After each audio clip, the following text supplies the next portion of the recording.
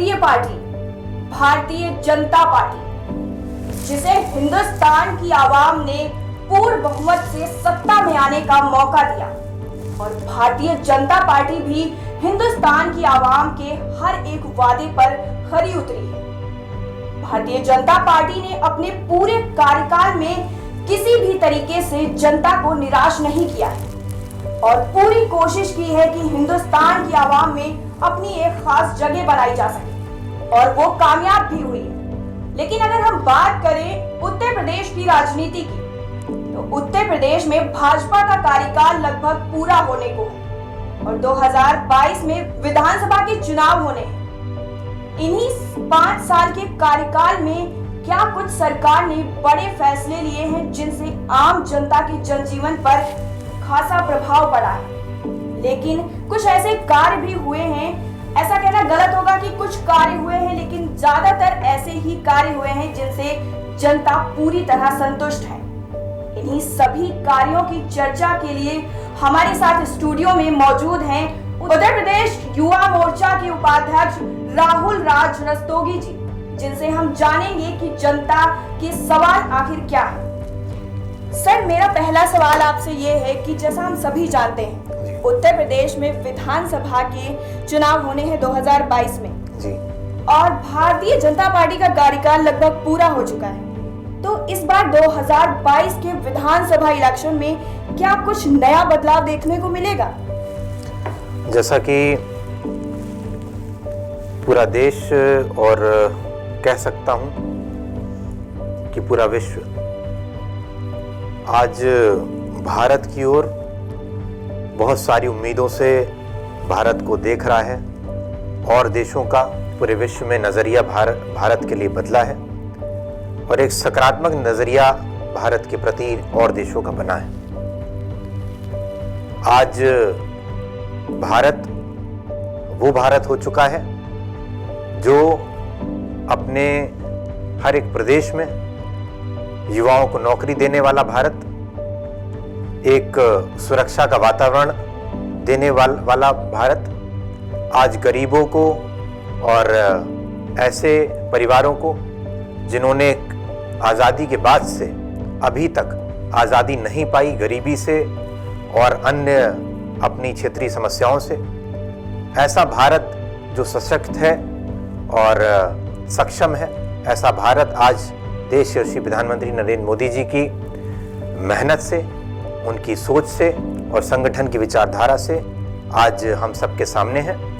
और जैसा कि मैं बात करूंगा, क्योंकि मैं युवाओं के बीच में संगठन की सेवा कर रहा हूं और देश की सेवा के लिए थोड़े से अपने भी प्रयासों करता रहता हूं, तो जैसा कि आज सबसे बड़ी हाल की परेशानी कोविड-19 पूरे विश्व पे आई, चाइना से शुरू हुई, पूरे विश्व में पहुंची, और उसमें भारत ने कम समय के अंदर अपने आप को कैसे एक्टिव कर लिया, फिर से वो जो है वो अपने आप को रिन्यू किया, और इतनी, जैसे कि भारत को लोग कहते थे कि अर्थव्यवस्था यहाँ की बैलेंस नहीं हो पाती, यहाँ की गरीबी एक बड़ा विषय है, बेरोजगारी बड़ा विषय है, लेकिन उसके बावजूद भी आज भारतीय जनता पार्टी की सरकार और यशस्वी प्रधानमंत्री जी के संकल्प से, उनके विचारधारा से आज भारत बहुत सशक्त देश बन चुका है। सर, कोरोना काल को जैसा लेकर आपने कहा कि अर्थव्यवस्था जैसी थी वैसी ही है, मतलब खासा इफेक्ट नहीं हुआ है, लेकिन 25 साल पीछे हमारा भारत देश चला जा चुका है। ऐसा नहीं है, मैं इस बात से सहमत नहीं हूँ कि 25 साल पीछे गया है। सर, एक तरीके से सुधारी जा सकती है, वो है हमारे देश का किसान। देखिए, लेकिन किसान की अगर हम बात ना ही करें तो ज्यादा बेहतर होगा। यहाँ पे हम आपसे बात ये करना चाहेंगे कि कोरोना की वजह से जो लॉकडाउन लगा, उससे जहाँ पे जो लोग थे वहीं फंस गए। अगर हम बात करें कि जैसे मान लीजिए आप, हमारे ही बहुत सारे ऐसे लोग थे जो बाहर थे और वहीं फंसे रहे, 2-2 महीने वहीं फंसे रहे। इतनी सारी समस्याओं का सामना किया जा चुका है। देखिए, ये आम जनता के ये समस्या कोई अगर कहीं पे फंस गया तो ये यूनिवर्सल समस्या है और पूरे वर्ल्ड में थी। दूसरे, कोई अमेरिका का नागरिक है और न्यूजीलैंड में उसके परिवार वाले रहते हैं, तो वो भी लॉकडाउन में भारत अगर भारतीय होता तो भी 3 महीने का अगर या 4 महीने उसको रुकना पड़ गया। फ्लाइटें क्लोज कर दी गई थी। उसमें हमारी आपकी ही स्वास्थ्य की चिंता करते हुए सारे नियम WHO ने लागू करवाए थे। सर लेकिन पाकिस्तान ने तो लॉकडाउन नहीं लगाया, वहां पे भी तो कंट्रोल में था। देखिए पाकिस्तान की बात आप जग जाहिर है कि वहाँ की अर्थव्यवस्था कैसी है और वहाँ पे किस तरीके की एक सरकार है जो अपने आप को सिर्फ डायलॉग से देश को चला रही है। अंदर की उसकी स्थितियां आपको पता है, चाहे वो किसी भी क्षेत्र की हम बात करें, व्यवसाय जगत की बात करें और चाहे वहाँ के हम राजनीतिक स्तर की बात करें, हर स्थिति उनकी गड़बड़ है। और दूसरा डेथ रेट की बात करी जाए जी भारत की और पाकिस्तान की जी, तो उसमें खासा डिफरेंस नहीं नजर आता है। देखिए भारत की पॉपुलेशन और ज्योग्राफिकल एरिया और सबसे बड़ी बात है कि भारत में बहुत सही समय पे लॉकडाउन यशस्वी प्रधानमंत्री नरेंद्र मोदी जी ने अप्लाई किया। आज जो डेथ रेट हमारे यहाँ बहुत और बढ़ करके बहुत जाता, बहुत स्थिति गड़बड़ हो जाती, आज उस पर देखिए कितना कंट्रोल सरकार ने लाया। और आज हम लखनऊ में बैठ करके आप लोगों के बीच में इंटरव्यू कर रहे हैं, तो आप देख रहे हैं कई सारे, अभी रशिया में मैंने देखा था कि वहाँ पे फिर से लॉकडाउन लगा और कंट्री से फिर से लॉकडाउन लगाने की नौबत आई। उनके कारण ही थे, उन्होंने लापरवाही बरती। और कोविड काल की बात करूँ तो आज भारत में और उत्तर प्रदेश में बात करूँ तो ऐसी पार्टियां जो देश में अन्य पार्टियां हैं, ऐसा लगता है हमारे यशस्वी अध्यक्ष, राष्ट्रीय अध्यक्ष नड्डा जी ने भी कल इस बात को लखनऊ में कहा कि अभी तक वो लोग तो लॉकडाउन से बाहर नहीं आए, उन्होंने एक बनावटी लॉकडाउन बना के रखा हुआ है। और आज एक व्यवसायी, एक सर्विस करने वाला, एक पटरी दुकानदार आज वो अपनी व्यवसाय को लेकर के फिर से हम लोगों के बीच में है और उसकी दिनचर्या वापस उसको लौट चुकी है। और इसमें सबसे बड़ा योगदान भारतीय जनता पार्टी और हमारे यशस्वी मुख्यमंत्री योगी जी का है और देश के प्रधानमंत्री मोदी जी का है। सर यहाँ पे मैं आपसे ये पूछना चाहूंगी कि विदेश मंत्रालय ने अभी हाल ही में ये कहा है कि पाकिस्तान ने हमसे कभी टीका मांगा ही नहीं, अगर वो हमसे मांगता तो हम जरूर देते।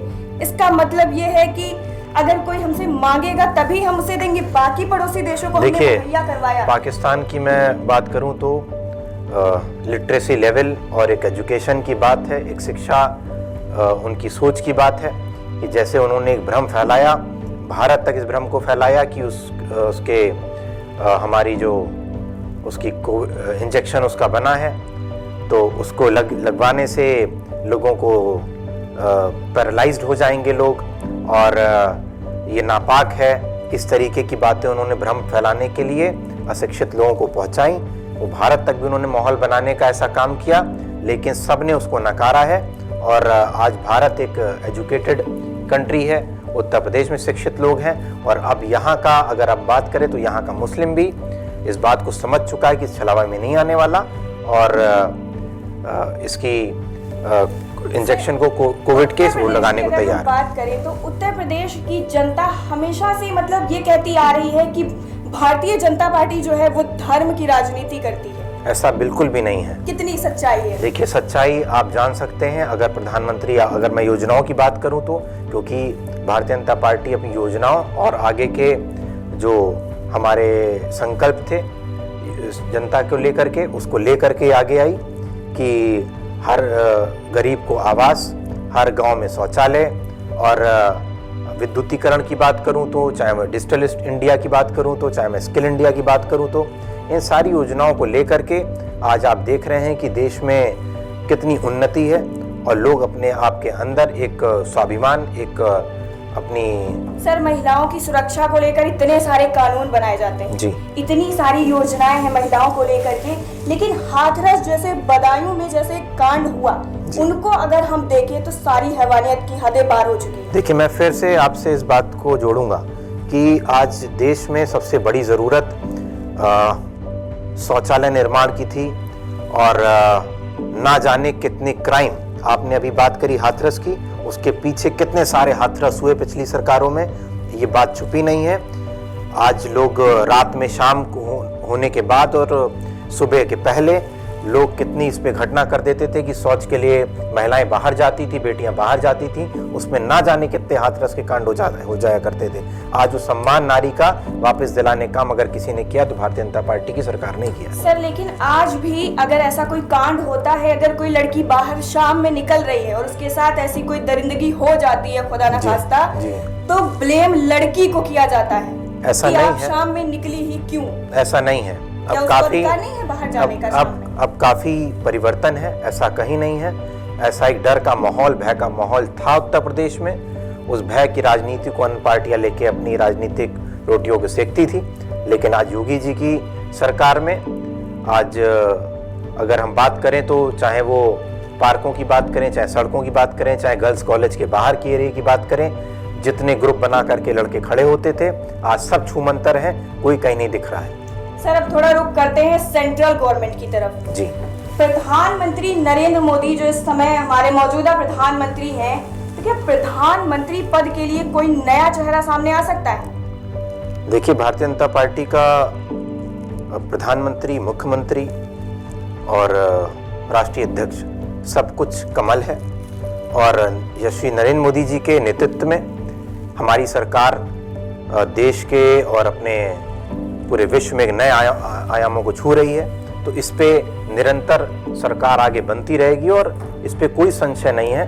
मोदी जी के नेतृत्व में हम लोग दोबारा देश में आ रहे हैं और उत्तर प्रदेश में हम योगी जी के नेतृत्व में दोबारा आ रहे हैं। हमारा सिर्फ और सिर्फ प्रधानमंत्री और मुख्यमंत्री सब कुछ मोदी जी और योगी जी के साथ में कमल का फूल है। सर, नेताजी सुभाष चंद्र बोस की आज 125वीं जयंती है जी।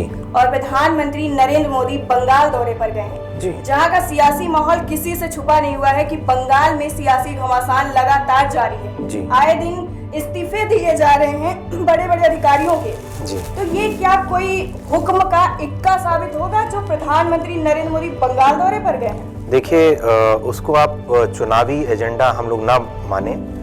वो सुभाष चंद्र बोस जी के संग्रहालय में उन्होंने जा कर के उनके जीवनी को, उनके चित्रों को और उनके जो सारे यादगार उनके पल थे उनका निरीक्षण करके और एक बार देश को उन्होंने मैसेज दिया है। और आज भारतीय जनता युवा मोर्चा हमारे देश के भारतीय जनता पार्टी के राष्ट्रीय अध्यक्ष माननीय तेजस्वी सूर्या जी और उत्तर प्रदेश के अध्यक्ष माननीय सुभाष यदुवंशी जी के नेतृत्व में इस पे एक बड़ा आयोजन भी उन्होंने किया। हम लोग सबने युवा साथियों ने मिलकर के आयोजन किया है और पूरे भारत में उत्तर प्रदेश के सभी जनपदों में सुभाष चंद्र बोस जी के चित्र पे माल्यार्पण करने का काम युवा मोर्चा के सारे युवा कार्यकर्ताओं ने हमारे साथ किया है। सर, उत्तर प्रदेश की अगर हम बात करें मुख्यमंत्री योगी आदित्यनाथ जी की, तो एक सर्वे में सामने आया है कि मुख्यमंत्री नंबर 1 योगी आदित्यनाथ जी हैं। जी। तो इसके बाद में क्या उत्तर प्रदेश की राजनीति में कोई नया चेहरा आने के भी आसार नजर आ रहे हैं? देखिए, अभी ऐसी कोई भी चर्चा या ऐसा कोई कहीं विषय नहीं है। ये दूसरी पार्टी के लोग, समाजवादी, कांग्रेस, बसपा के लोग ऐसे भ्रम को बनाते हैं, सोशल मीडिया पे डालते हैं और न्यूज़ चैनल पत्रकारों तक पहुंचा करके एक माहौल बनाने का काम करते हैं। कहीं भी ऐसी कोई स्थिति नहीं है। मैंने आपसे फिर कहा, योगी जी के नेतृत्व में उत्तर प्रदेश में एक ऐसी सरकार चल रही है जिसका संकल्प और जिसका सबसे बड़ा जो है वो संकल्प यही रहा है कि सबका साथ सबका विकास, उस पर निरंतर वो काम कर रही है। और सबसे बड़ी बात है कि आज उत्तर प्रदेश, जिसकी एक इमेज पूरे देश में उत्तर प्रदेश और बिहार की एक आपराधिक प्रदेश के उस पर अन्य पार्टियों ने बनाई थी और उन्होंने काफ़ी क्राइम भी करवाए, लेकिन आज सबसे ज़्यादा सुरक्षित अगर कोई प्रदेश है पूरे देश में, वो उत्तर प्रदेश वापस बन चुका है। अब सर, सबसे अहम सवाल आपसे जी कि आप राजनीति में बहुत ही ज्यादा सक्रिय रहते हैं, यहाँ तक सोशल मीडिया से लेकर राजनीति हर जगह आप सक्रिय हैं, तो पार्टी की तरफ से आपको मौका मिलता है तो जनता की सेवा आप किस तरह से करना चाहेंगे? जनता की सेवा, भारतीय जनता पार्टी का एक बूथ का अध्यक्ष, बूथ का कार्यकर्ता, मंडल का अध्यक्ष और नगर या जिले का के कार्यकर्ता, क्षेत्र के कार्यकर्ता, प्रदेश के सब लोग कार्यकर्ता जितने भी भारतीय जनता पार्टी के हैं, वो निरंतर मैं भी एक कार्यकर्ता हूँ। मेरा भी यही संकल्प है कि आम जनमानस की कैसे सेवा होती रहे, जितनी भी केंद्र सरकार की जन कल्याणकारी योजनाएं हैं वो आम जनमानस तक कैसे पहुंचे। बस हमारा यही संकल्प है और वो आम जनमानस की सेवा निरंतर होती रहे और हमारा देश जो है सशक्त भारत और सबसे सक्षम भारत बना रहे। इसी सोच को लेकर के मैं आगे देश की सेवा करता रहूँगा। सर, गणतंत्र दिवस की शुभकामनाएं देना चाहेंगे बिल्कुल हमारे दर्शकों को? जी, आपके चैनल के माध्यम से मैं गणतंत्र दिवस की सबको बधाई देता हूं और आज के पराक्रम दिवस की भी आप सभी को बहुत बहुत बधाई देता हूं। मुझे बहुत अच्छा लगा आपके चैनल के इस डिबेट में आकर के। धन्यवाद। भारतीय जनता पार्टी के 5 साल के कार्यकाल में हमने तफ्तीश की और सर से जाना कि किस तरह से बड़े फैसले किए गए और जनता तक किस तरह की सुविधाएं पहुंचाई गई। 2022 में होने वाला विधानसभा इलेक्शन किसी कांटे की टक्कर से कम नहीं। जहां अब विपक्ष की सारी पार्टियां सक्रिय हो चुकी हैं, वहां भारतीय जनता पार्टी किस तरह की रणनीति से अपनी सत्ता स्थापित करेगी, ये देखना बहुत अहम होगा। इसीलिए बने रहिए हमारे साथ और देखते रहिए खबरों की दुनिया।